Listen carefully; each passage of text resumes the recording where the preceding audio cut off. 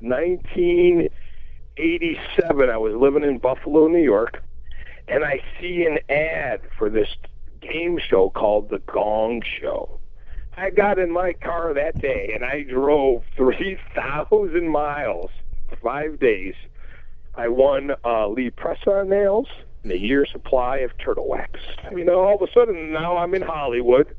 I got a year's supply of turtle wax. And I'm like, oh, the hell with it, I'm staying here. And then maybe about a year later, I got signed to a record contract. Sold 2.5 million records. And since then, I haven't worked a day in my life.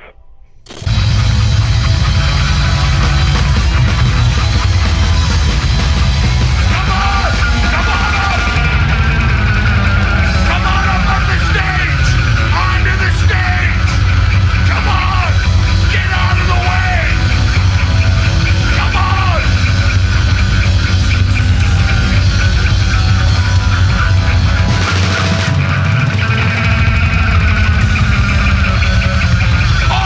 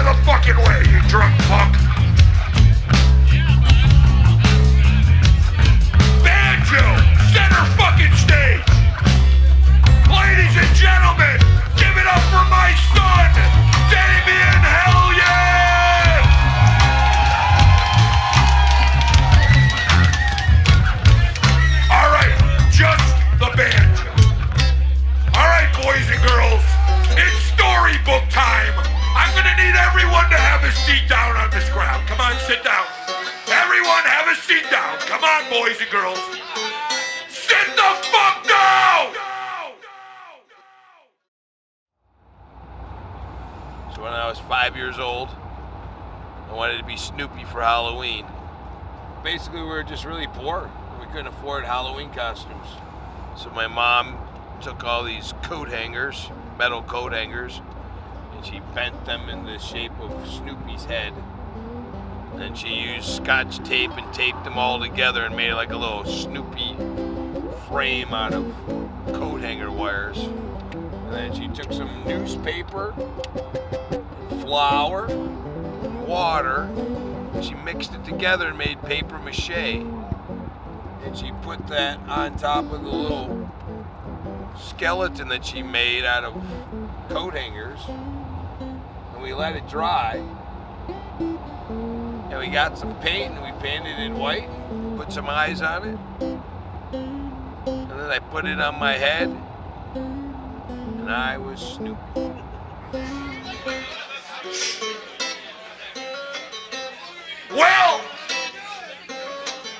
Well, the big bad wolf, he huffed and he puffed all that he could.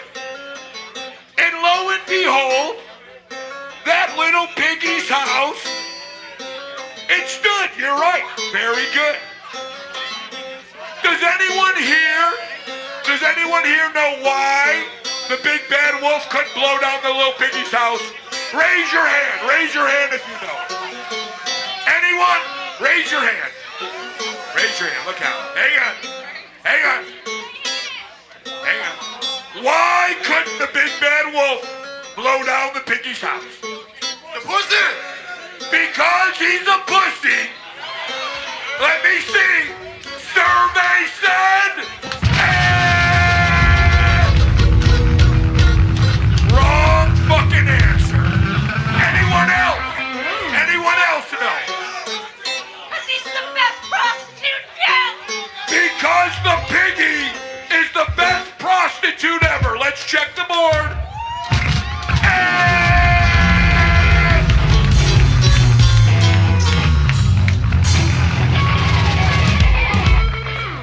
Sit the fuck down! Sit down! Storybook time isn't over. Uh-oh, here comes the drunk guy with something to say. Because he had no soul. Because he had no value! Survey said...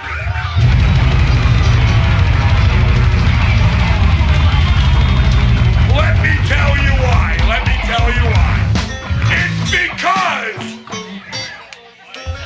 It's because it was made out of medical marijuana. And that big bad wolf, he got so fucking high. Speaking of fucking high. Really? Fucking drunk. Then why are your pants on? Take your fucking pants off if you're drunk. Pants off! Pants off! Pants off! Pants off! Pants off! Pants off! Pants off! Pants off! Pants off! Pants off! Pants off! Let him go! Let him go! Take those fucking pants off! Take them off!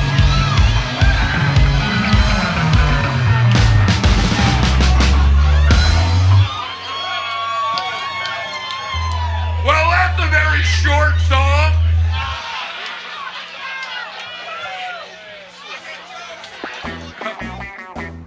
We were just smoking weed in our friend's attic. We were 17 years old, 12th grade high school, January 9th, 1981, playing the board game Risk. I was in chorus at school in 4th grade, and I only joined chorus so I could get out of, schoolwork. And they actually told me to pretend to sing because I was so horrible I was throwing the whole choir off. And somehow I wound up getting nominated for a Grammy for singing. I don't know how that works, but...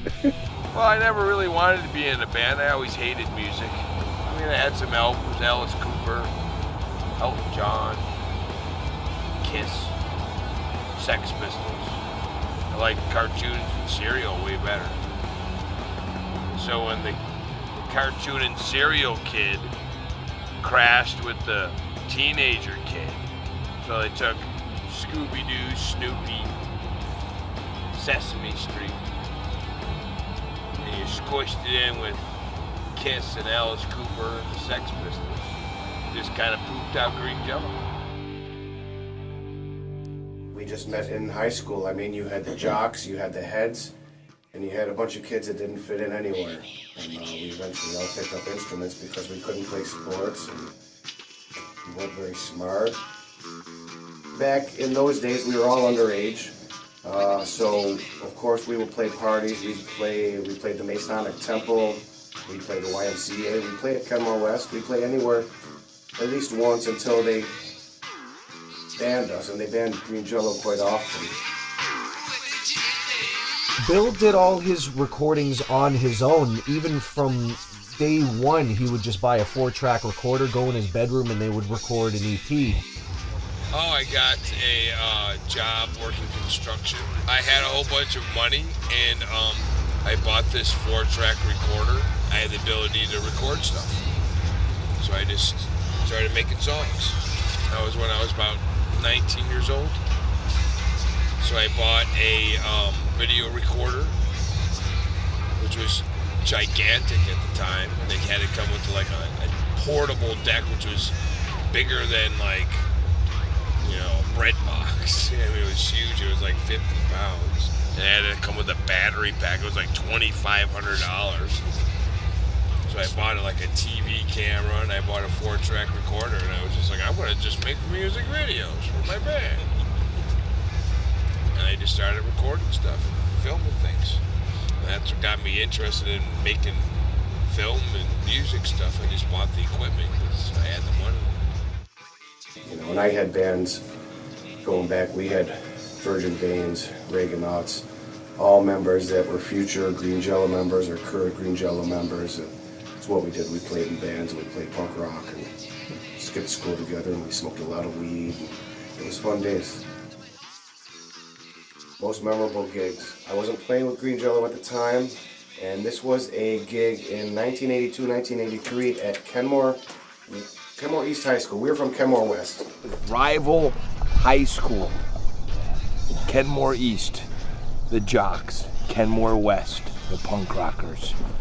We show up, the Kenmore East jocks have huge stages and lightings and speakers and PAs and band equipment, and all we did was bring an amp and a microphone from Radio Shack.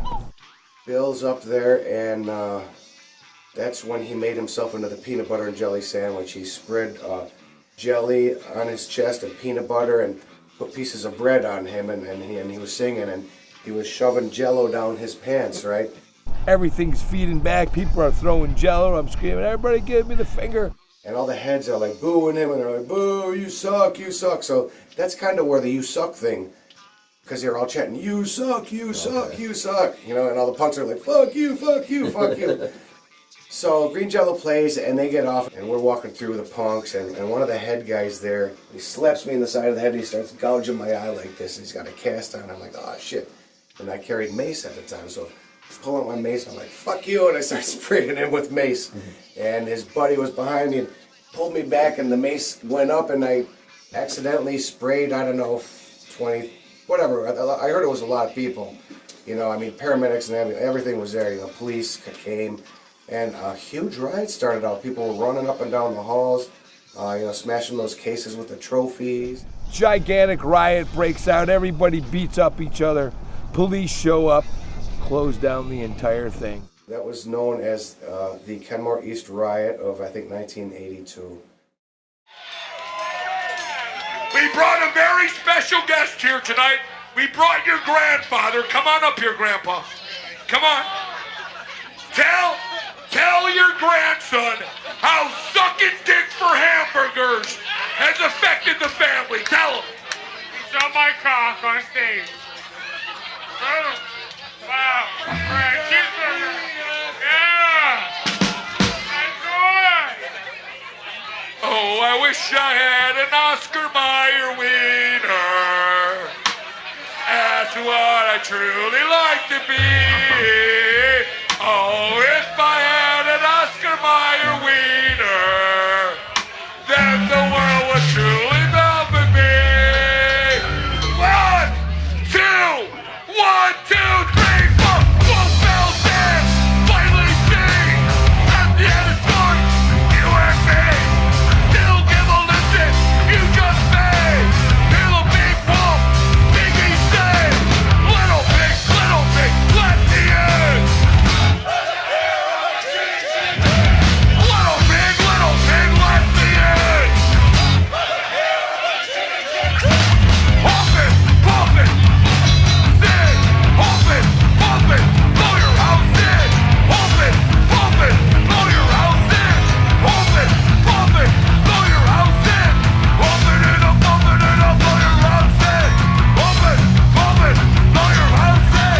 Pump it, blow your house in. Pump it and I'll blow your house in.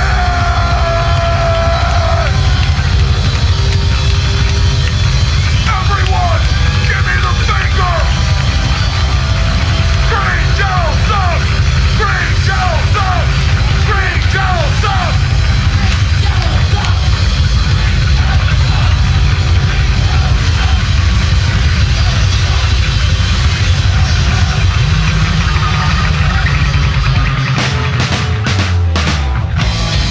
Thank you, everyone! Good night!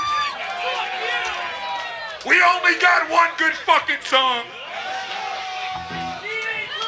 Greetings from Tromaville. I'm Lloyd Kaufman, president of Troma Entertainment and creator of the Toxic Avenger. I'm here with Turkey Man to tell you an interesting factoid, or in my case, a factloid. Did you know that Green Jello actually encourages their fans to steal their music? And I agree. I don't mind if some pimply fat kid living in his mother's basement wants to take our movies and share them with his friends. What I don't like is those dirty, fascist, dictatorial, elitist Chinese, the military generals who own all those factories that make the DVDs, those factories and those streaming services. They sell our movies and they don't give us any money. Fuck the Chinese. But I love Green Jello, and I love our fans, and the fans should enjoy our movies. Art is to be enjoyed by the people. Quite a factoid, huh? The last recording I did was done with the Select Sound recordings here, which was never released. They were making the album in his house, and we were all still hanging out, kind of. We recorded it, and we just never released it. I just didn't have the money to put it out. And then just forgot about it until you mentioned it. I still got all the master copies. I just gotta get off my lazy ass. Like in the beginning, we really didn't use a lot of costumes until we got to Hollywood. But Bill liked the puppet show. Bill liked puppets. Bill liked toys. Bill liked wearing costumes. And the show just evolved and evolved and evolved into a production where you would use more puppets and costumes and shit. When you got 13 people in one band, someone's bound to be off doing a chorus while this one's doing a verse. So it wasn't just the music you were going to see. It was the experience that you were paying for, you know, to see a story, to see something different. We did this laser show where Bill had just, I think he must have spent $300-400 on spinning laser lights and smoke machines and all kinds of crazy stuff, you know. A light show you would not see back in 1985. When you go to see a band like that and you're seeing each show had a different theme usually, you're paying for that experience and you're seeing something that you're just not going to see normally. And you know, and word would get around like, you got to see this band, they're fucking crazy, they did this, they did that, they did what? 1985, sending out green Jello flyers at a club, and a promoter came up to me and said, "Hey, if you let me be in the band, I'll let you open up for the Ramones." So I said, "Yeah, you're in the band." Next thing I know, people are throwing food at me at the Ramones show. Joey Ramone gets all pissed off, and he goes on public record saying that the worst band that ever played with the Ramones was me, Green Jello. I moved to Hollywood all by myself because I saw the ad in the paper being the Gong Show. So I drove all the way from Buffalo to Hollywood to be on the show. I put my pumpkin costume in the car and I left. And then when I got there, I had some friends that lived there, and they let me sleep underneath their dining room table. And I bought a raft at the store for like $4, and I slept on the raft underneath the dining room table. And I bought a bed sheet and I'd put it over the table and make a little tent. And then I lived underneath the table for like 3 months. And everybody that was in the band at that time just stayed in Buffalo. And I just moved. And then I got there and I was on TV. And then all of a sudden all these people that I knew in Buffalo, they all started moving out. And then before you knew it, they all lived there. They came and lived at my house for free. Drank all my beer. Did all my drugs. Fucked all my women.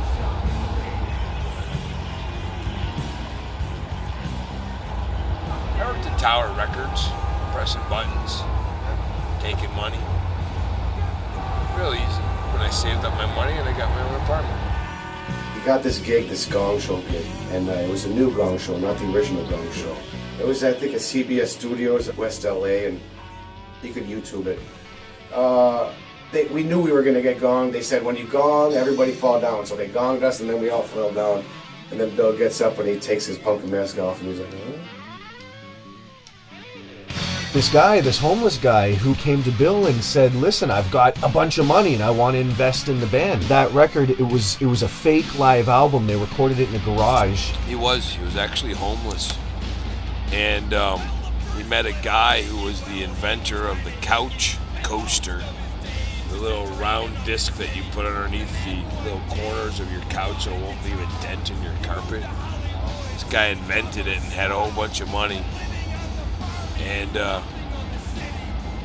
told me to give him $10,000 to invest in whatever he wanted to invest. So the homeless guy said, green Jello.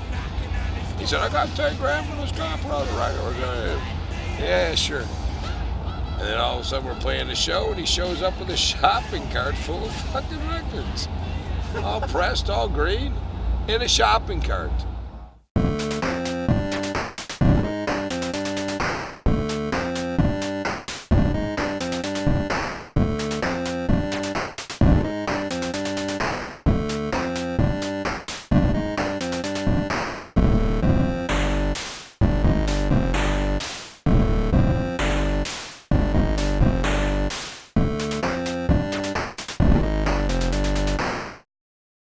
Usually what happens is, you take a band out on the road with you, and you're on the tour bus, and you have a driver, and you got a front lounge, back lounge, satellite TV, a kitchen, a shower. The first week or so, they're real grateful for being there, and then all of a sudden, whammo, they turn into rock stars, and next thing they know, they're yelling about the deli tray, or meat touched their salad, and they're a vegetarian. This way, I'm only with the band for 3-4 days. So there's no room for ego. The first day they're excited, right? Oh my God, I can't believe we're playing. The second day they're used to it. Oh, great, this is a good time. The third day they kick in. Oh my God, I'm having so much fun, and then I leave. There's no lull in the band where the ego kicks in, and then, drama sets in. Right, set up a green Jello band in every state across America. He definitely does have the biggest band because a lot of these guys and girls, they come back time and time again, to play it. It's not like a one and done type deal for a lot of people. There is seriously 1,000 members of the Green Jello. A complete set of strangers that I meet on the internet pick me up at some sort of bus station or some sort of airport, and then they take me to their house and I sleep at their house, and then they teach them the music, I guess? Or what? Yeah, whatever happens, happens. You have how many active members in your band now? 638. 638. And how many members total has there been in the band since the inception of... 638. That's it? Oh. So they're all still members. Yes. Is there if you want to be a real asshole to get kicked out of Green Jello? Oh, I apparently. It's the whole object of touring is to actually play the songs for the hour.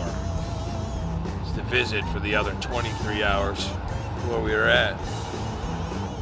After this year, I might like take a break, work on other things. I think I made a lot of friends, played a lot of shows. I think it's like 700 of them. I've toured now more than I ever did. I just like meeting people and going places. It's like it's a free vacation now. If I was to come to Canada and visit you and go to a club last night, nobody would have been happy that I was there. Nobody would have greeted me at the door or shook my hand or said hello. But now I come there and I play shows and I go to the club and everybody's like, yay! And they know who my kid is and smoke weed together and we hang out and we have bonding moments that make us friends. And we dress up in costumes and we have fun.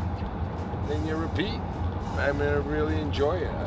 I came up with this ultimate idea where instead of living in one place and only having one group of friends, that I could live everywhere and have a whole bunch of friends. I was watching Seinfeld and I came up with the idea. It was the episode where he got a booking agent and she started booking him shows and he would get on the airplane and he would fly. And one of his first shows that he did was to Buffalo. And he would do little comedy things on the weekend and he'd fly back to New York. And I was sitting there watching this, thinking to myself, I really should have become a comedian. And that way I could just fly around by myself and make people laugh. And it was that moment that I realized that I was a comedian. And I didn't really need the band. You know, people were there to laugh at the costumes, laugh at the moment. And then I came up with the idea. I was like, well, every town I'm in, I meet a Green Jello fan who's in a band, who's opening for me, who knows all my songs, who wants to jam, who asks me, could I play some songs with you? So why don't I just see if they really want to do that? And then before you know it, I had 638 people in my band. And I got places to live all across America. And I know moms and grandmas, and sisters and aunts. You didn't start the franchise bands till when? 2012? Yeah, 2012, November. You were one of the very first franchise bands. I think you were the third. Wow, really? Yeah. Did you ever think it'd get this big? No, I was just going to give it for a little 2-month trial. I booked 2 months of shows, and I had just gotten some money by doing some things for Green Jello, so I had some like safety money. And I was like, all right, let me go see if I can do this. What's great about it is there's no rules. You know, like I said, I set off to be the worst band ever. And by being the worst band ever, I could do whatever I want. I could play anything, I could do anything because nobody's expecting the best. Luckily, I'm fortunate enough to make that silly song that somebody's going to remember, 2 decades later. What I do is I find that 10-year-old kid that bought the cassette in 1994, which is now in his 30s, and most likely are in a band. And I recruit them, and I make them official band members. So for the last 3 years, my complete purpose for the tour is not making money, not promoting an album, but to literally find that 10-year-old kid who's now 30, put him in the band, and make his childhood dream come true. Jamie, will you push your brother in the swing while I go smoke some drugs? I'm playing, Dad. We talked about this.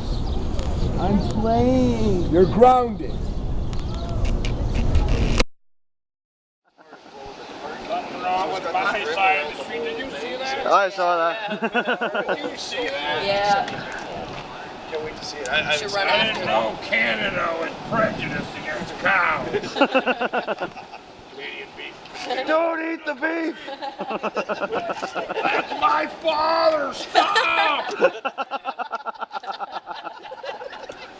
Canada Day, July 1st, 2015. Toronto, Ontario. Day 1 of Green Jello Tour. What do you think of green Jello? When I think green Jello, I hate Jello.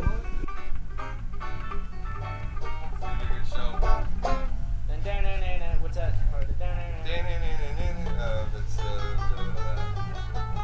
Yeah. Okay.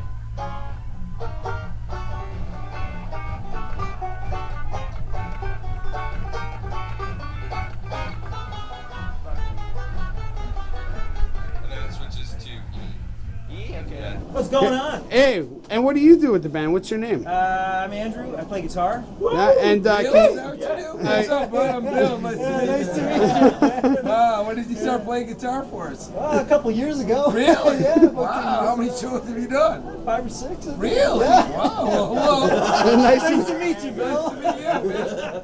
What was your name again? Were you playing tonight? Yeah. Oh, Yeah. I was.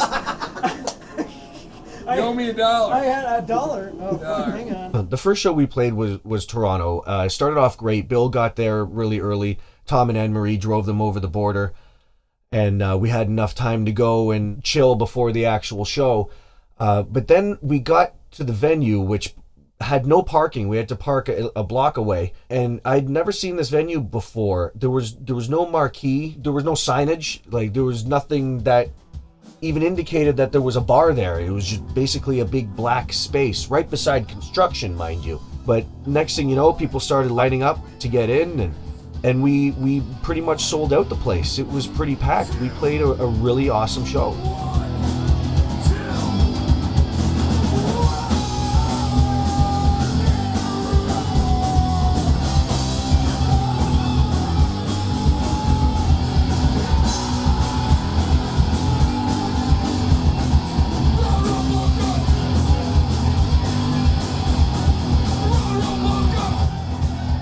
What happened was it was just way too hot, and Bill couldn't find where his water was, so he ended up cutting the set a couple songs short.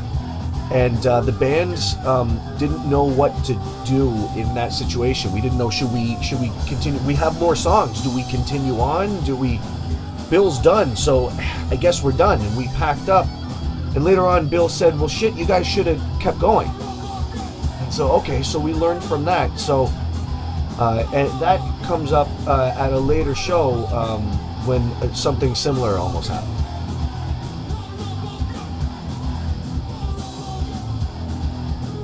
Greetings from Tromaville. Once again, I am Lloyd Kaufman, and I'm here with Hillary Clinton. The Toxic Avenger. You know, Kraft, that giant food company, conglomerate, international giant Goliath, sued the little David, the little green Jello, and made them change their name to Green Jelly. Oh, the humanity! And to make matters worse, the evil, spoiled, narcissistic Metallica, who they'd be nothing without Lemmy from Motorhead. They can barely function. They sued also and made poor Green Jello make 3 versions of Serial, whatever it is. Their most famous, my favorite movie of all time, Serial, whatever it is. So learn a lesson. What's that, Toxie? Serial bullshit soundtrack. Yes. What is it called? Sued Green Jello, sued this poor innocent band and forced them into making 3 versions of Serial Killer soundtrack. And now back to a piece of shit movie that nobody but you is watching. We had discussed this with our lawyers, because you got to get a lawyer when you sign a record deal and blah, blah, blah. His advice to us is, Bill, you're not going to sell anything. So just take the money and be quiet, make the video, hand it in, and don't even worry about your name change. Fine, we'll be Green Jello. And this is before we even sell, more than 100 copies of the record, Immediately, we get a cease and desist from Kraft General Foods, and that we had to immediately change our name. So I came up with Green Smello. So the decision was made with the Green Jelly, which I really hated.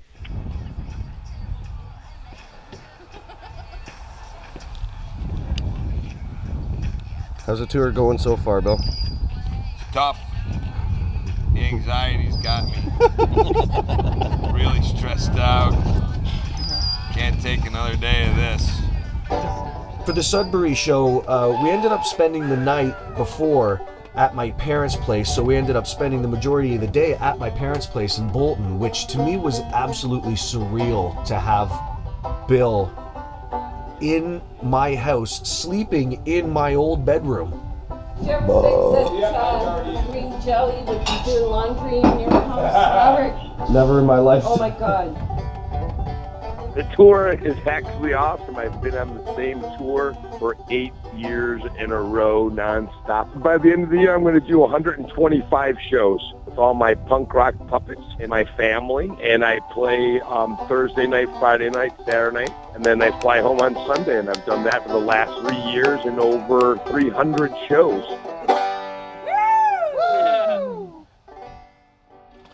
What's up, buddies? What's up? Just standing in my underwear in your driveway, ripping off old layers of duct tape. Yeah, the usual things. Getting ready for a big show tonight. Yeah, I'm gonna lighten it up about 50 pounds. That's nah, my girl's pretty cool. Wow, look at that. That head is from the TV show Mr. Show. Mr. Show. Yeah, from HBO. God, that was 1995. So we made all these men puppets. Is the proper way to say it. But then I turned it into a green Jello costume. Turned it into a bear. Now I'm ripping off decades of duct tape. Got any Lysol? In 2012, he contacted me and said, I've got an open date. I want to play a show in Toronto. I want you to get me a show and find me a band. So I went and found a bunch of members. You get a lot of sketchy characters. You get guys that just don't show up. You get guys that do show up and they don't learn the songs. By the time we hit the stage, there were 4 or more guitarists. There were 2 bassists. There were 2 drummers. And it was huge, but it was an awesome show, and Bill really liked it, so he kept coming back, and we would play 1 show, 2 shows every year. This time we started a Kickstarter to record the entire tour and book a tour of 4 or 5 shows where we could film the whole tour and then release it on VHS, and then later hopefully release a soundtrack album the same way they did back in the day. We started the Kickstarter, the goal was $5,000. I think we got back $5,060. $5,000, you can't wipe your ass with $5,000. And I'm not a filmmaker. I have a full-time job. I'm a fiber optic splicer. I am married. I have a mortgage.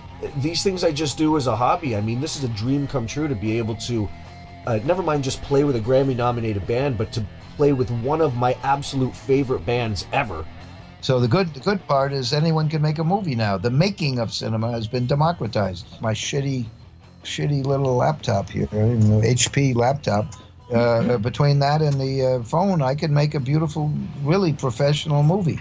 So that's the yin. The yang, the bad part is you can't live off of it, no matter how good it is, because you can't penetrate the hymen of the mainstream and get to the public without getting fucked. You can't live off your art. That's the problem. Everybody can make a movie. There's no excuse. You can have a useful job. You can be a fiber optics weaver like you, and save a little money and do a Kickstarter.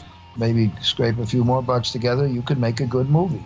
You cannot live off this movie, but what you can do is go and self-distribute, and a few loonies come in after 10 years, maybe you'll have 10 movies, and then they'll all make a few bucks, and then maybe you don't need the day job, or you have to go out to Hollywood and suck dick. There's no middle ground.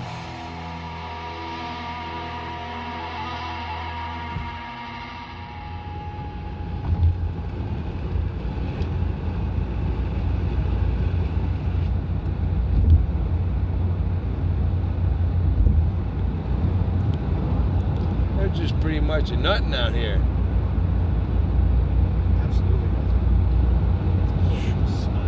Who the fuck built this and why?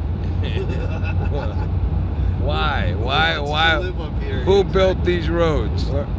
It goes to nowhere.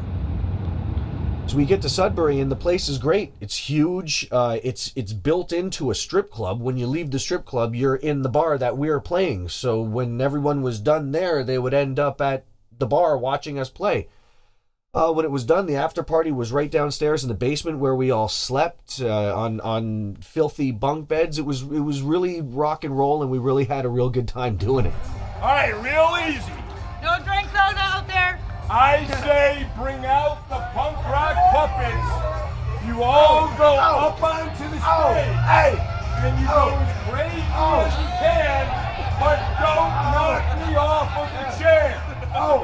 When you're done with the puppet, you don't want to wear it, give it to someone else. All right? All right, here we go.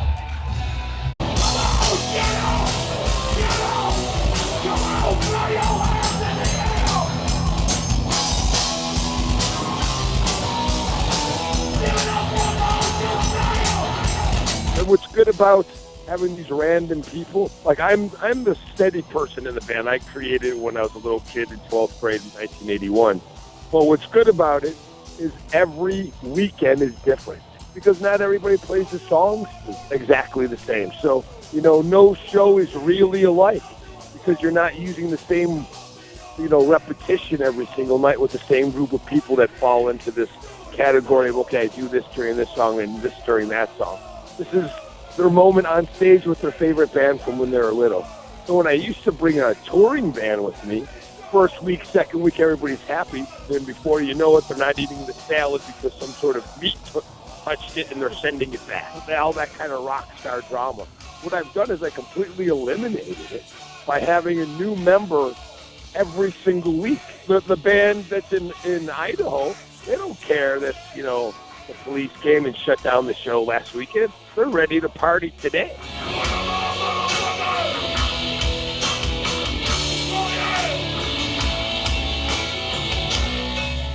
I was in Canada, and I was at this lake, and I was having the best time, and I was so sleepy. And then this crazy bald guy was all sweating with these veins popping out. We gotta go. It's 9 in the morning. Show's at midnight. And then he put me in a car. He drove me. 5 hours later, we show up at a strip joint. And he throws me down in the basement. He makes me sleep in these hooker hotels below the strip joint in the middle of nowhere. I was just like, oh yeah, here's a lap dance. You want to come downstairs? I'll jerk you off on this bed. Oh, here, Bill. Here's for you and your son these cum beds to sleep in. And then I finally get to sleep after they're fucking partying all night long. And I'm watching TV in the other room. And finally I go to sleep. And then the bus in, the guy, he's got the vein. Oh, we gotta go. They'll clean it up. And I was like, no, I just fell asleep. You guys are up all night. This is my backstage. Look, just look. Look what he does to me. He tells me what a fan he is. And give me all these great shows. I'm never doing a fan-made fucking video again, man. What the fuck? Look where they got me fucking staying. All right? There's no plumbing in here whatsoever. The roof leaks. There's some weird kid in there. I'm cold, Daddy. I'm cold. I'm not your father. I'm cold, Daddy. Every time I come to fucking Canada, shit happens, man. And then they bring me to this burlesque house, right? Titties everywhere. And they make me go up on this karaoke stage. And next thing I know, all these drunk Canadians are sweating and puking in my costumes. You tell that fucking Rob guy to fuck right off, all right? I'm done. I'm done with this documentary. I'm done with this bullshit. Cut the damn camera. This is Jonathan Pelcher, punk rock puppet hoarder, here to teach you to make your very own punk rock puppet. First off, you will need scissors, serrated scissors. You will also need colored duct tape. You also need foam and Sharpie markers. You can eyeball the measurements. I wouldn't go any smaller than 30 inches because it'll be too small for your head unless you're making it for a child. So you put it around the edge and then you put another piece of tape on and it holds the foam together. I usually do 3 and then a line up the middle. All right, your mouth is going to be between 6 and 9 inches ish, or portholes, however you want to do it. So what I'm going to do now is cut slits down the top of the head, and then I cut diagonal strips out on one side all the way around and secure it with duct tape, pulling the foam towards the center. All right, and now you'll want to cut out whatever appendages. For right now, I'm doing a beak. And then I tape it to the thingy. Long pieces of duct tape underneath and secure it with duct tape over the top.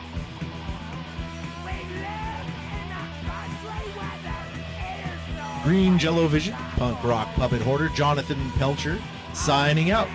Good luck and good night.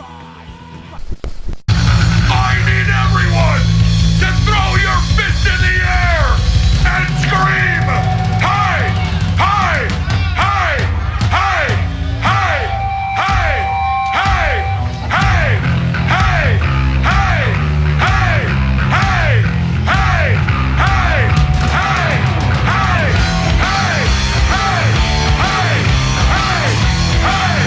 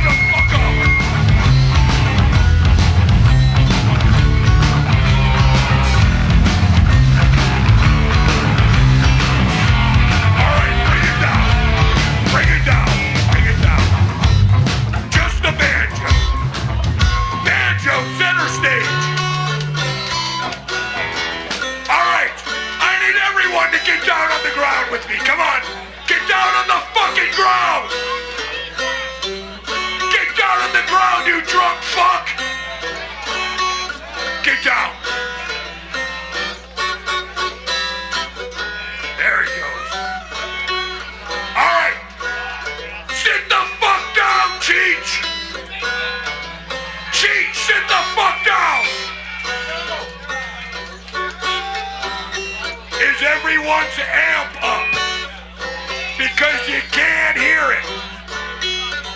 Everybody's amp is as loud as it can go, right? All right, here we go. I'm gonna do a line, and then you're gonna do a line with me. Let's give it a try. Bear went over the mountain. That sucked my grandmother's fucking dick. You gotta be louder than the loud guy in his underwear. Bear went over the mountain. Hang on. Sound guy, will you turn this fucking microphone up? Thank you, really super loud. Louder than that. The speakers! Does anything come through the speakers at all? Yeah, there we go. All right, here we go. You ready?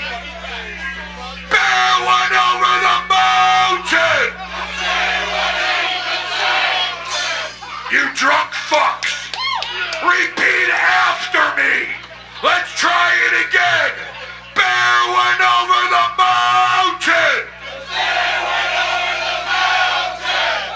gonna need you all to sit down. You're making me fucking nervous.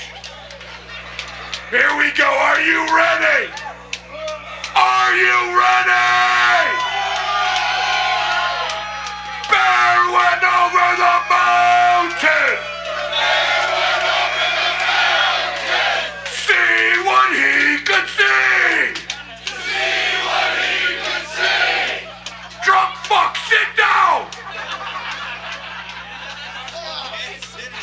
The other side of the mountain. All that he could see. All right, are you ready? Give it all you got.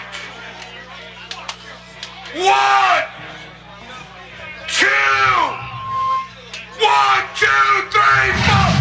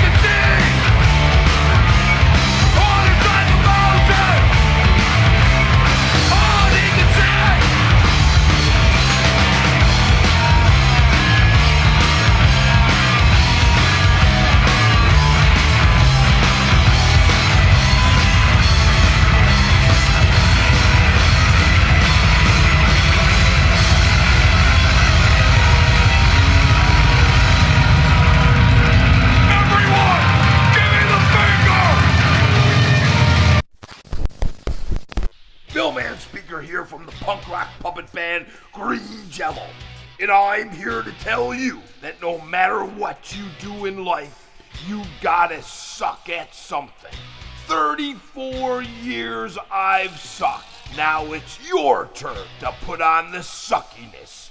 Coming to you live. Greetings from Tromaville. I'm Lloyd Kaufman, president of Troma Entertainment and creator of the Toxic Avenger. And I'm here with Dolphin Man. This wasn't by accident that I'm with Dolphin Man. It's on purpose. Any rate, it's very important to know that Kickstarter is one of the reasons that Green Jello have been able to make their music. It's thanks to their fans who gave them money on Kickstarter. And Kickstarter is one of the innovative, revolutionary, disruptive forces of the new media age. It's thanks to Kickstarter that many of us can create art, and that's why we must preserve net neutrality on the internet, the free, open, and diverse democratic internet. It's the last democratic medium, and there are evil forces all over the world that want to get rid of the free, open, and diverse internet and replace it with a superhighway that only the rich and powerful elites can use, and that we, yellow and jello and green and blue and troma, which is brown, we will all be on a dirt road that takes forever to buffer. Also, Kickstarter is very valuable, not just for raising money, but it's free consulting. Let's say you want to do a documentary about killing the dirty Jews in Germany. You raise money, you can go to Kickstarter. Maybe you won't raise any money. That will tell you that the public doesn't want to see a documentary about killing all the Jews in Germany. So Kickstarter is a very, very valuable, not just raising money, but a valuable consultancy tool. So it's thanks to net neutrality we have Kickstarter, and thanks to Kickstarter we have some of the best work that Green Jello has ever done.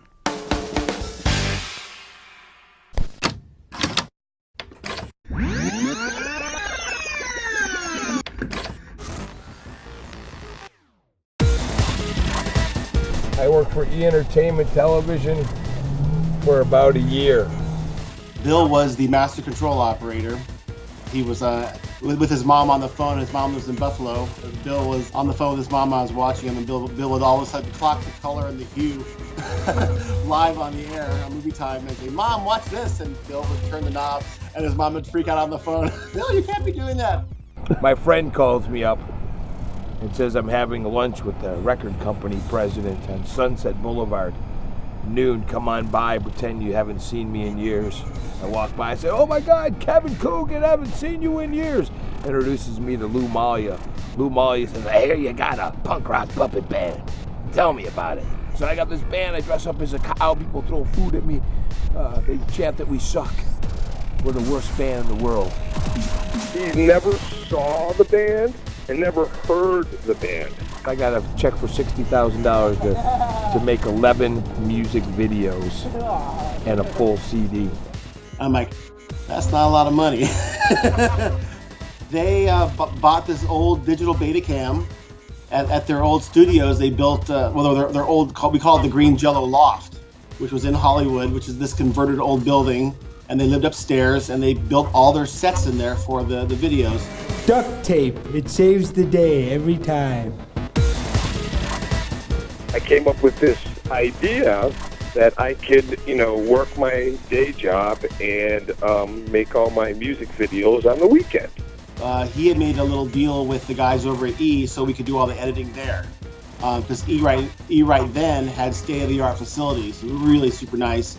Three Little Pigs was the first one to go off on MTV. We actually had to pay MTV like 10 grand to play that video one time. They played it, and it just took off like wildfire. I know it was like #1 on Headbangers Ball for like 5 weeks in a row. When Three Little Pigs came out, that was a huge song in my house. Me and my two little sisters. I was 11, 12 years old, so it was one of the first like heavy metal songs that I could introduce to my parents and we could all listen to and all enjoy. Easy song to play. It's just Smoke on the Water backwards. We made that video in my friend's garage in 1992.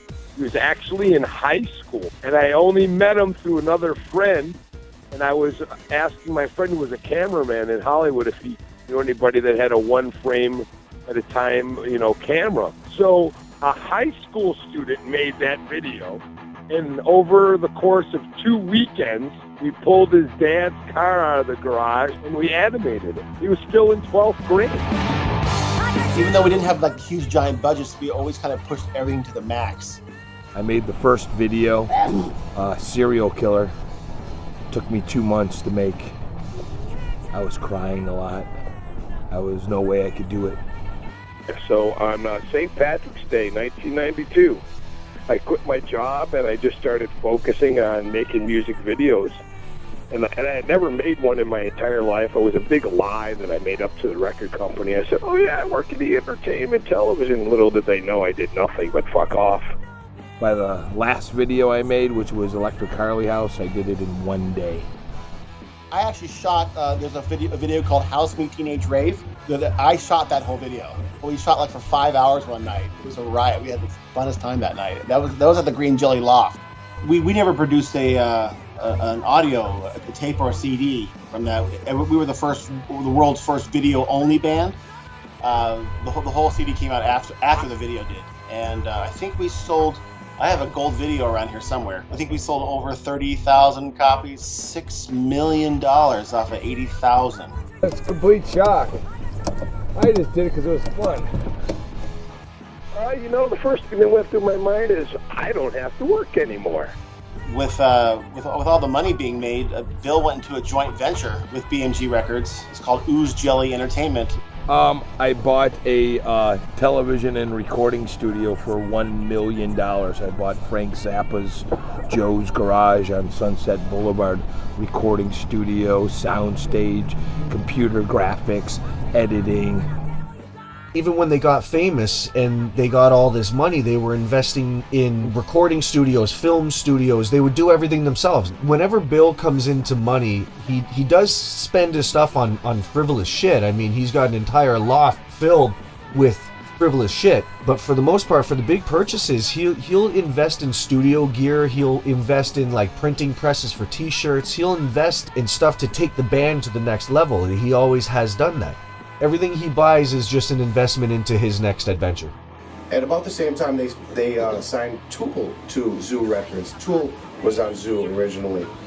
Well, you know, Maynard was on the Little Pig song, Not by the Hair of My Chinny Chin Chin, really high. He was the one that sang that.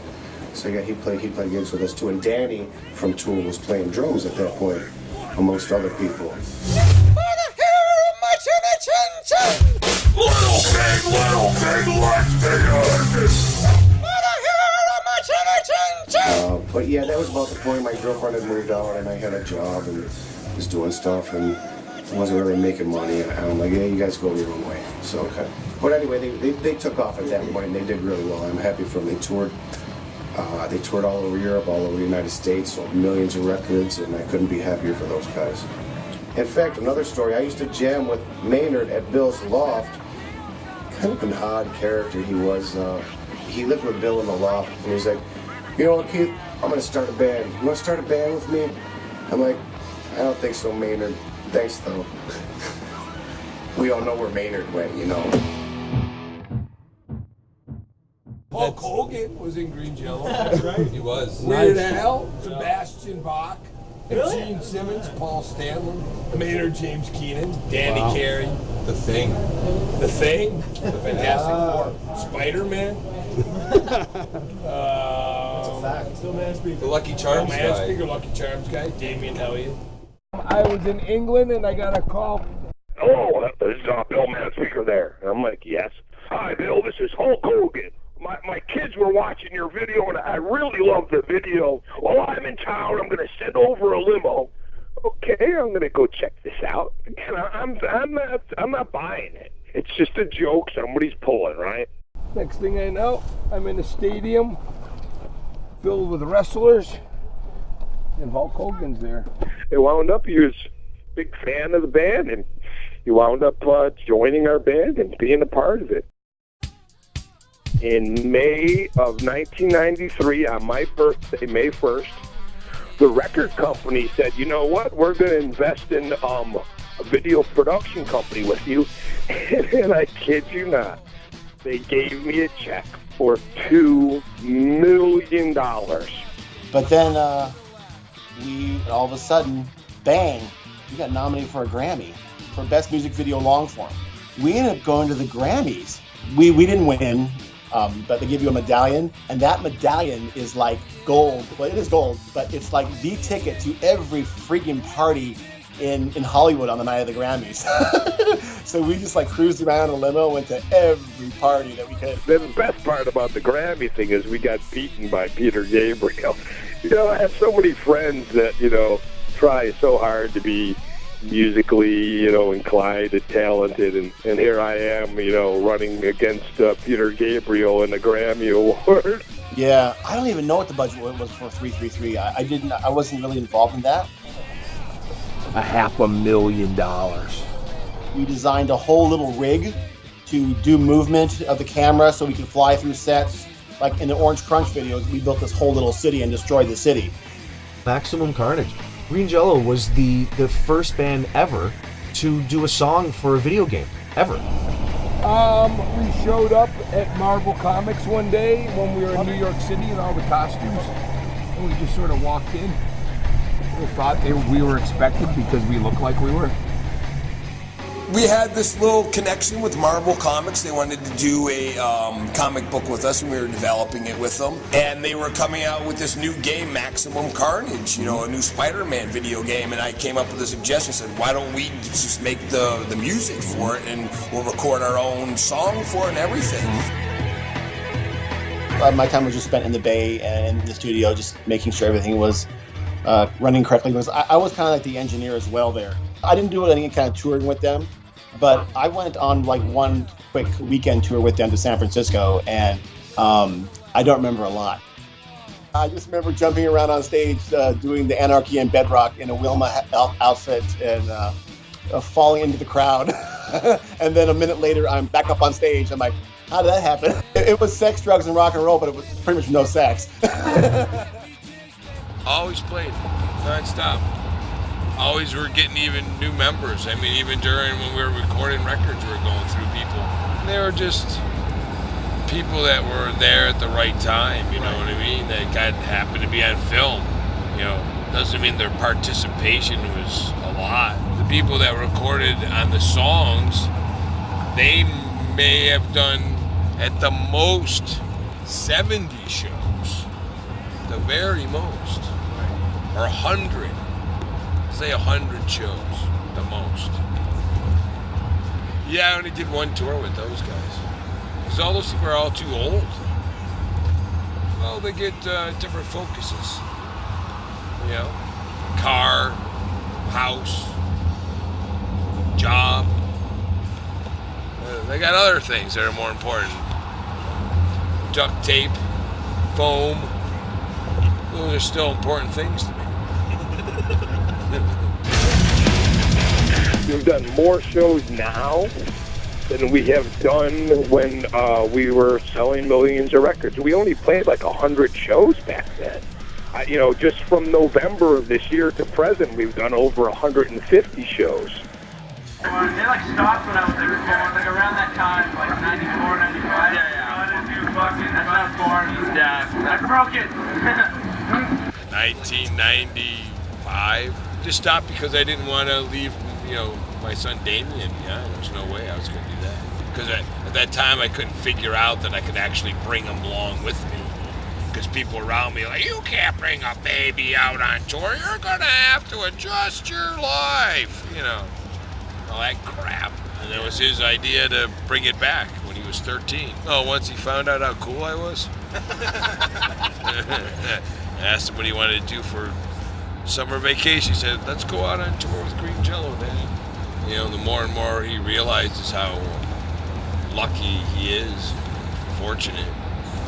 You know, I mean, we don't have a really huge band, but we have a band that, you know, some people appreciate.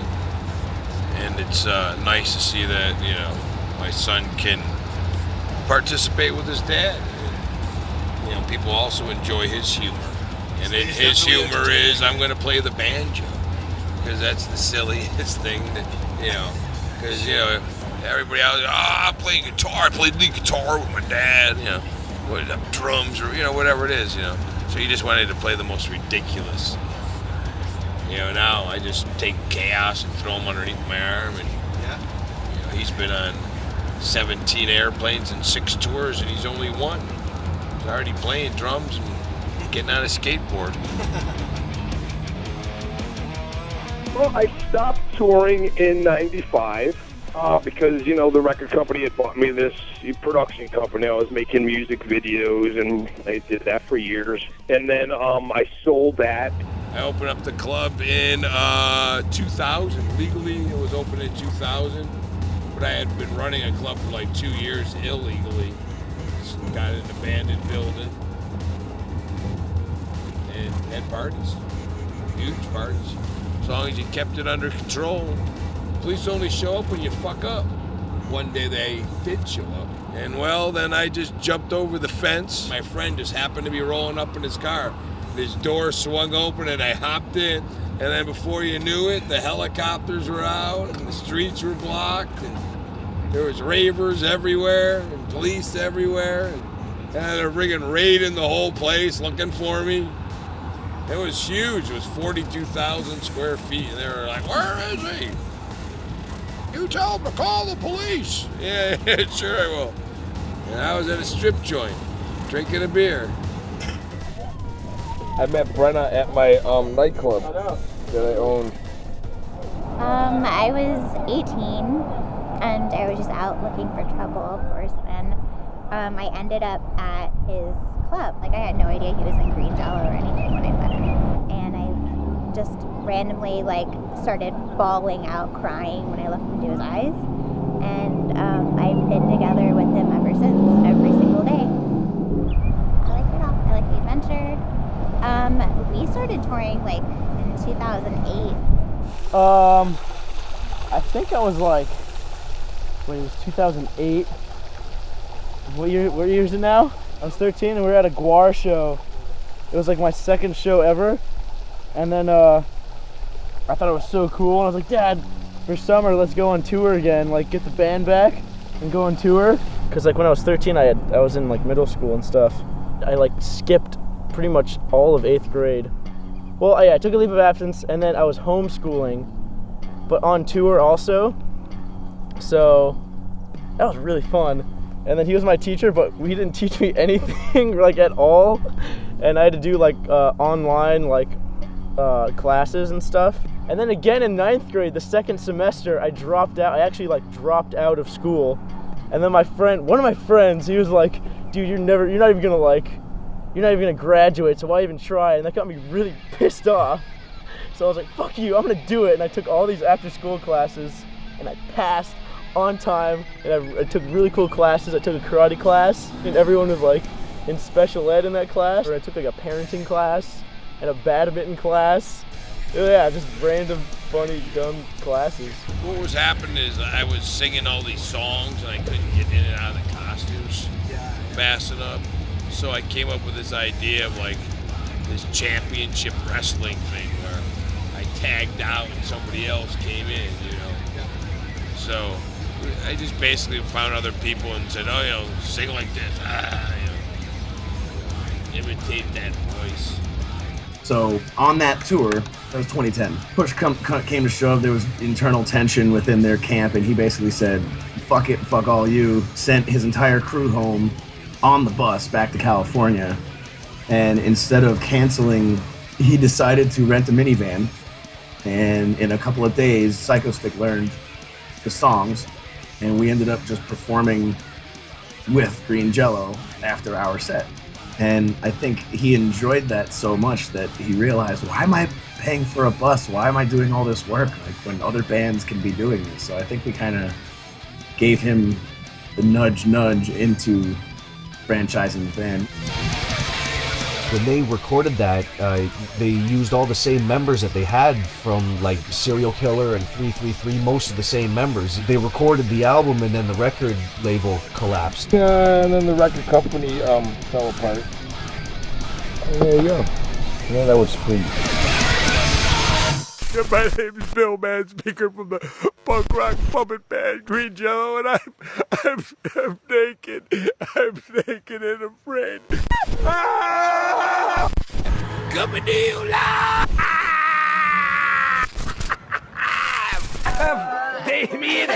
it! Fight it! Fight it! Green Jello after the show.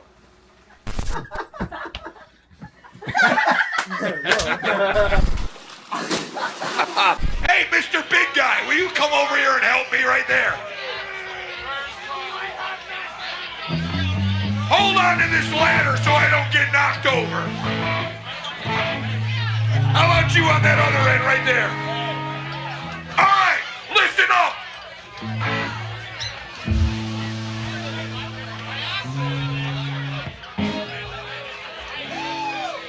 I need everyone to gather around me on the ladder. Come on. Everyone take a few steps forward. Let's go. Come on. Come on, you guys in the back. Let's go. Come on. If I'm going to stand on the fucking ladder in my underwear, you can fucking take 2 steps forward. All right, everyone. I need everyone to put your hands up in the air for this one. This one's called the Anthem Song. Put that fucking volume up on the stage already. Stop. Stop fucking playing. Turn that fucking amplifier up. 211 is right. You guys, turn it up. Both of you. There we go. All right, put your hands up in the air for this one. Come on, put them up. Come on, put them up. Come on, everyone. If you like drinking beer, put your fucking hands up in the air. If you like smoking medical marijuana, put your hands in the air. If you like doing cocaine, put your fucking hands in the air. Oh yeah, you're beautiful.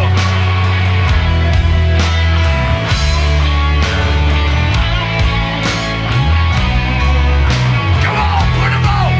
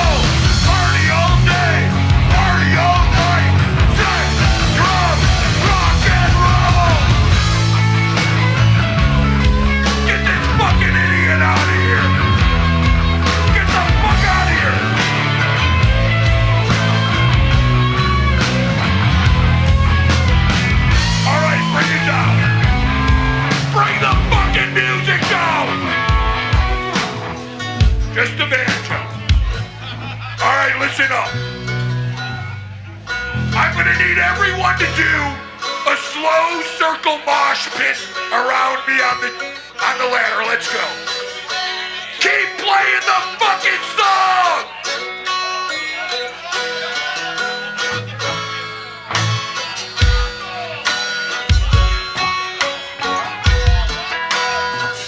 Alright, slow circle mosh pit, let's go! Come on! Don't be a dickhead! Here we go! Here we go!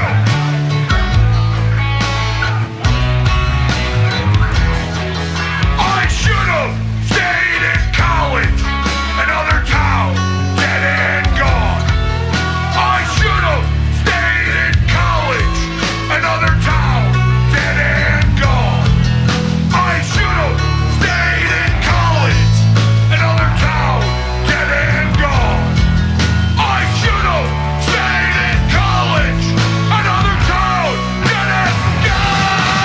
Live on the hill, line of the sky, sex and drugs and rock and roll. Party all day, party all night, sex and drugs and rock and roll. Sex and drugs and rock and roll. Sex and drugs and rock and roll.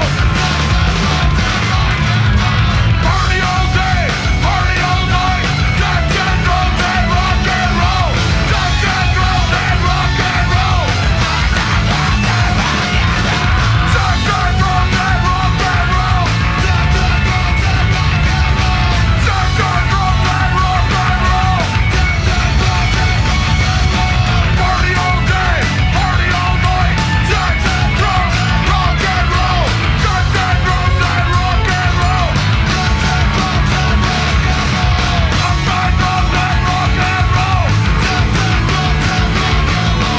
Sex and drugs and rock and roll.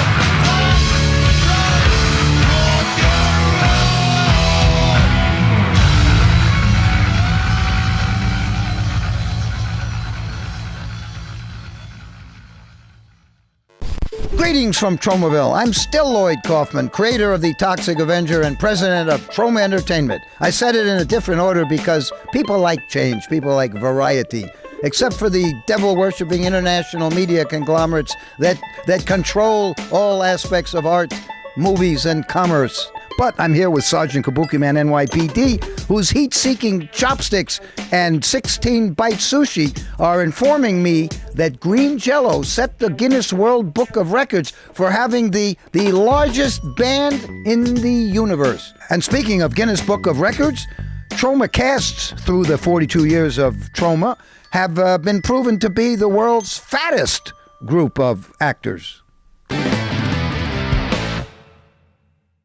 I got arrested once when I was little for spray painting Wink Martindale as God on a snow fence that was across the street from the fucking police department. Who would have known they would have seen me? You're 17, you drank a couple bottles of wine, you stole out of a boxcar on the railroad tracks. $1,000. Yeah, like 1982 or something, 81. That's a lot of money. Yeah. Wink Martindale, he's a game show host, tic-tac-toe. We all know he's giving away money, cash, and prizes. And that was about it for my break of the law. When was the last time you drove? Me? Yeah. Yesterday. You drove yesterday? Yeah, I think I did. I didn't know you drive. I do. I just don't have a license. Who needs a license? It's just a fee, right? It's all it really is, a fee. It's nothing, you don't really need it. It doesn't improve your driving. It's more of a scam to steal your money so they could buy hookers and cocaine, right? I didn't lose it for anything crazy. I just don't have it. I turned right when you're not supposed to turn right, and I got a ticket, and then I went out on tour, and then I didn't pay the ticket, and then I went to warrant, and now it's $2,000 because I turned right. Right. All right? Right. I didn't speed. I didn't run over a child. I didn't drive through a shopping center. I stopped at the light and I turned right. Like chaos, he's like, he just thinks it's all, oh my God!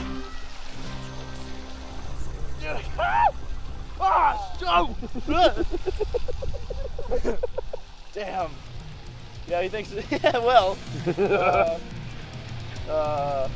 Yeah, well, he's like born into it and he's seeing all these like crazy stuff that no one ever sees. He's already been on 20 plane rides and he's like not even 2 yet. And I think he thinks it's all normal and fun. And everyone dresses up in costumes and dances around on stage and screams. My friends have seen some shows and stuff. Sometimes they don't even they don't believe it, some of them. Like I tell them like stories about like my dad with like Kiss and stuff and playing like all these big shows and all these things and like meeting Michael Jackson and David Bowie and all this stuff. Like, yeah, whatever. Weird Al came to my second birthday party, apparently. That I don't even remember though. All these like famous people would just like hang out. And my first kiss was Sophie, apparently, from Kiss, Gene Simmons' daughter. She was 5 and I was 3. The next day was Niagara Falls. That was probably the best show we played. We were all prepared and all pumped, and we did a great job. That's what I do. I'm the promoter of irresponsibility. I go into towns, I make people drink, make them get high on medical marijuana, dress them up in smelly farm animal duct tape costumes. Being in the franchise band, Bill sends off a cue on stage to the drummer, and then the drummer gives that cue to everybody else, and that's how it happens. Every single show is completely different. Every single tour is completely different in its own way. Bill will change things and not tell you. You're learning the hard way every single time. Bill will turn around and be like, what the fuck? And you realize, oh shit. When he does this, he means more noise. When he says, hey, hey, that means he's going into the Bear song. When he says, oi, oi, that means he's going into Anarchy. I mean, he tries to brief you and everything, but for the most part, you're learning the hard way, man. You have to screw up a few times before you play that 3rd or 4th show properly. By the 3rd or 4th or 5th show, you're rocking. You know exactly what to do, even though things change up here and there. But that first show is always sketchy.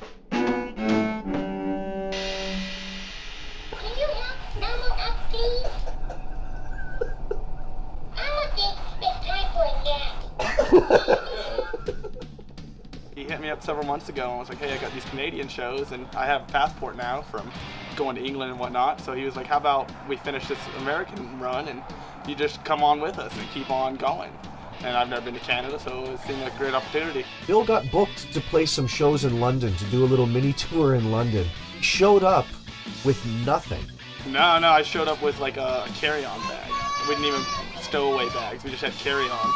No guitar, no amp, nothing. Showed up and some guy we had never met had a sign that said green Jello and he was some Polish guy in the middle of London. So they had to go figure out where they were going to get some beer from, borrow some from the opening bands, find a band to be green Jello.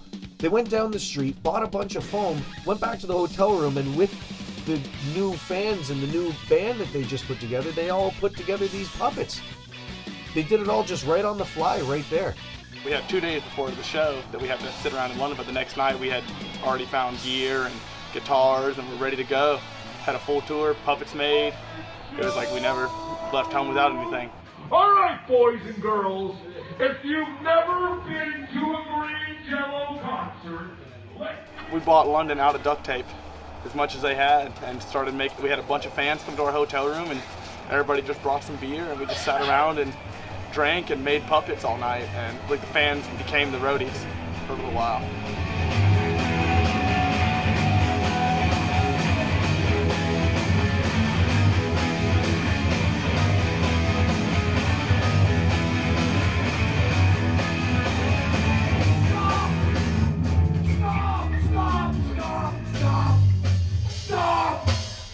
Stop! I'm calling fucking curfew. Show is the fuck over. I'm pissed off. I'm not doing one more goddamn thing until you fuckers apologize. No, it's too late. It's too late. No, god damn it. You with the titties, come up here. Come up here. Come on, say it let me in. Mubaya, my lord, here's her. Someone sucking dick for hamburgers. Just because she has little perky ones. Hey, I like perky.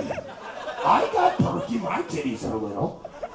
I got 6 of them, I'll show you after the show. I always love Oshawa.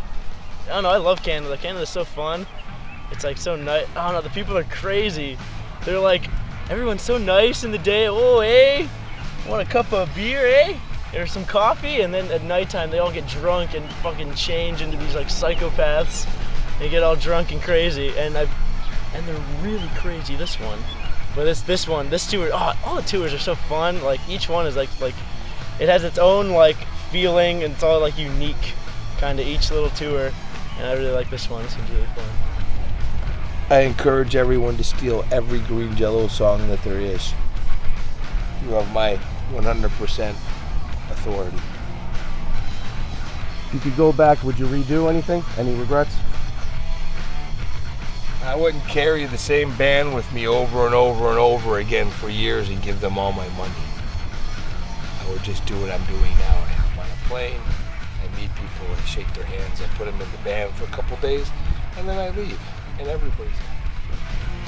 This show was Oshawa, and it was the only show that we were actually professionally recording the audio for. We hired an engineer, cost a lot of money. Things were going fine. We started playing and we realized there's no vocal monitor on the drums, so we're already going to have an issue with the cues. Bill had a real problem with the sound guy where he just kept asking over and over, can you turn the vocals up? And Bill claims the guy would turn them up and then turn them down, and he kept fighting with the guy.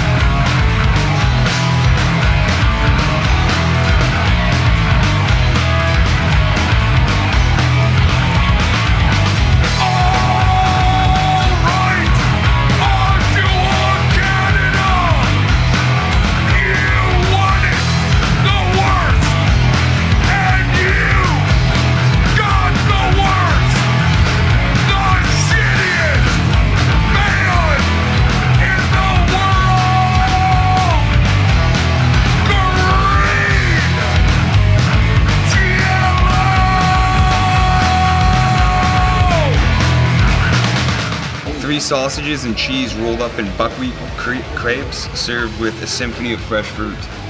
Sounds pretty badass. I think that's what I'm having.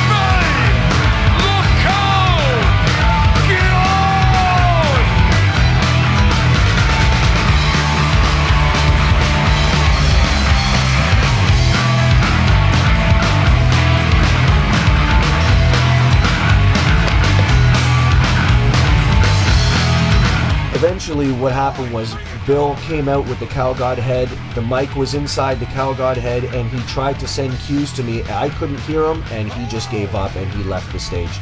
And the whole time we're playing that song, what's going through my head, I've just got dollar signs going through my head. And I'm thinking of all the people that put their money towards the Kickstarter, and I start to panic because this is bad. So at the end of the song, I get really pissed, and I stand up and I threw the sticks and I storm off stage like a little girl. And I go back and I have a little temper tantrum, and Bill calms me down and he says, look, just go play Harley House, get Tom to sing. I said, okay, yeah, cool. And I walk back on stage like nothing happened, and the next thing you know, we played one of the best songs of the set.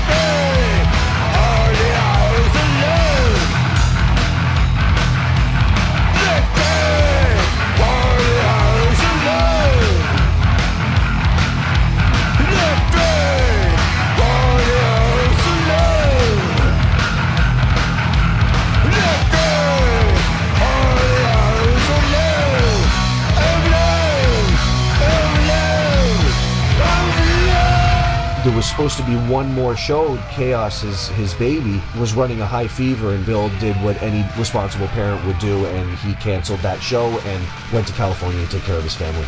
After that, I did not have enough audio, and I didn't have enough video to put out a film. I went through the footage, I went through the audio, and I'm like, this movie is gonna suck.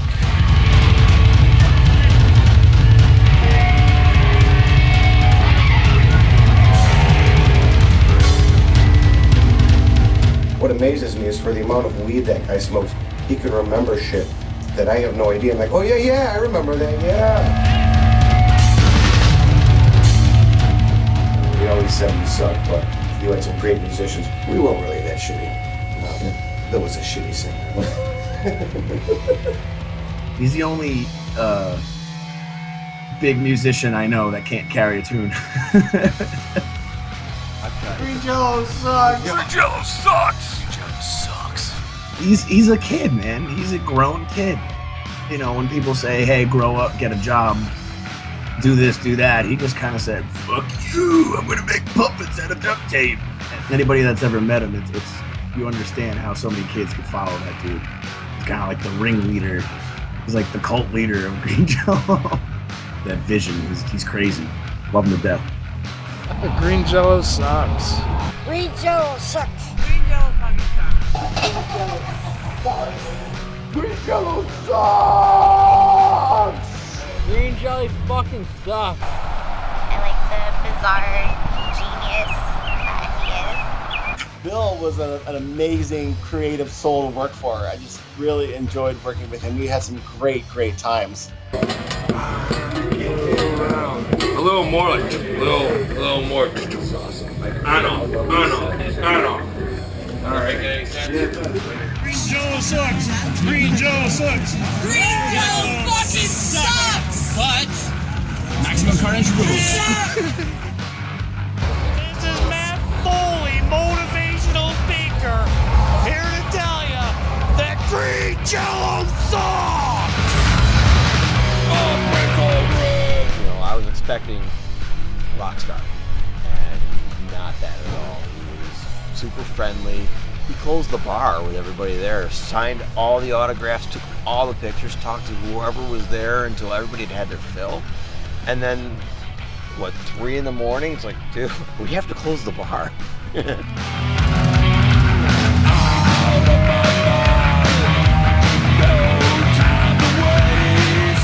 not one particular moment that's awesome.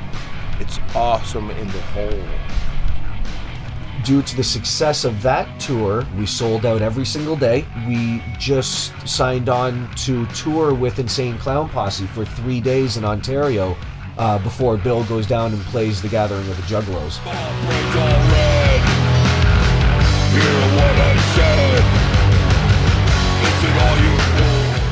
What's the future for Green Jello? I don't think even Bill knows. He just goes day by day, and then whatever's presented to him, if it's fun and profitable, sometimes if it's just fun, he'll do it. Being in Green Jello is like being on a roller coaster. I mean, you don't really know what you're in for when you start. You have a good idea, but you don't really know until that coaster is going. And some people are able to hold on longer than others. Some people get sick early and have to get off, but if you could stick around for the ride, kudos to you, because it's quite a ride.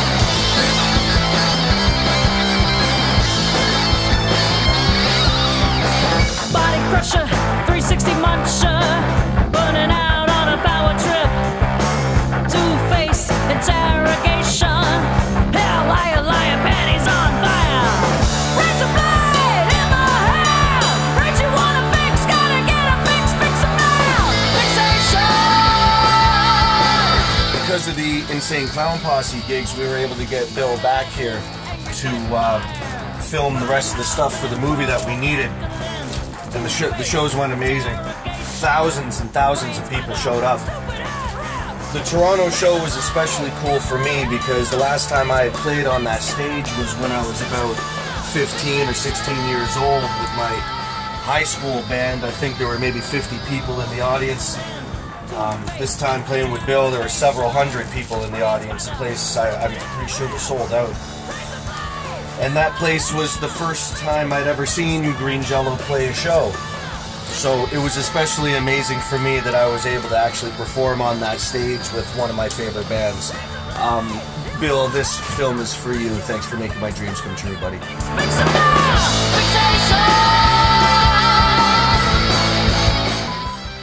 Oops.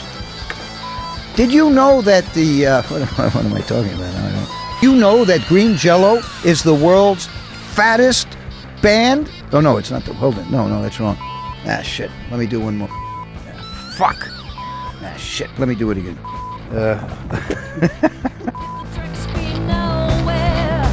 Copycat manipulation, knuckles buzzing through the air.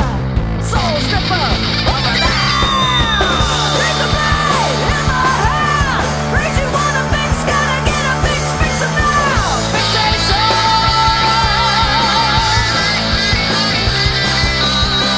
Raise the blade in my hand. Raise you wanna fix, gotta get a fix, fix it now. Fixation.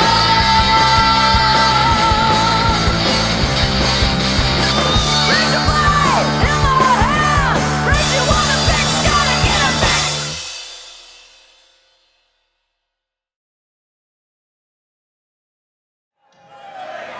And then they called out Ronald McDonald!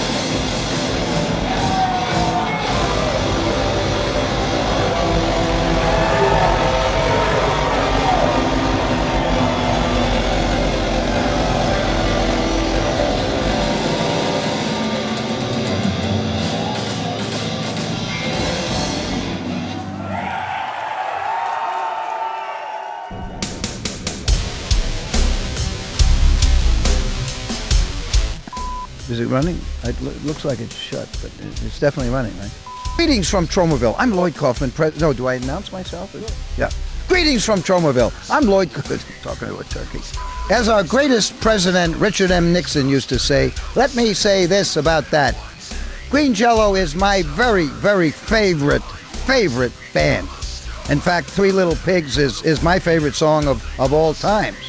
And I've got one thing to say to Green Jello, and that is, and it comes from the heart, it comes from my soul and from my brain, and from all of us here in Tromaville.